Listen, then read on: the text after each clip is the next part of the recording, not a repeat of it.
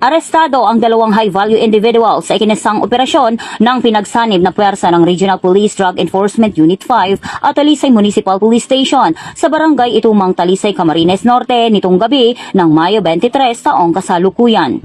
Kinilala ang mga sospek sa mga alias na Butchok, 50 years old at Nesty, 32 years old at kapwa-residente ng bayan ng Paracale, Camarines Norte.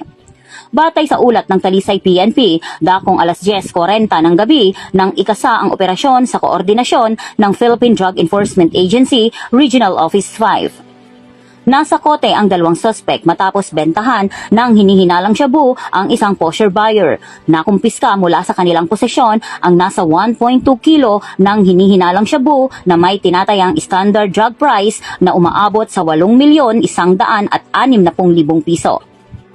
Kabilang sa mga nasamsam ang buy-bust item, iba't ibang plastic sachets na naglalaman ng shabu, buy-bust money, cellphone, backpack, coin purse, lighter at isang Honda Click motorcycle. Matapos ang operasyon, agad na dinala ang mga suspect at nakumpiskang ebidensya sa Talisay Municipal Police Station para sa dokumentasyon at tamang disposisyon.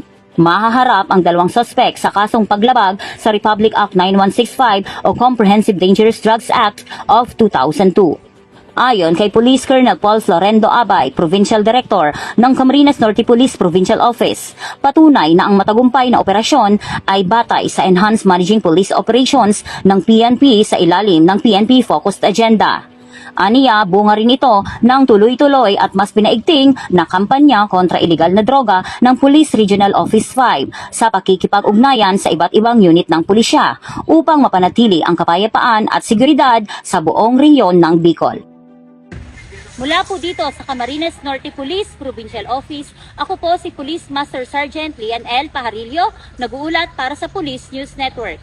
Bagong PNP para sa bagong Pilipinas, serbisyong mabilis, tapat at nararamdaman.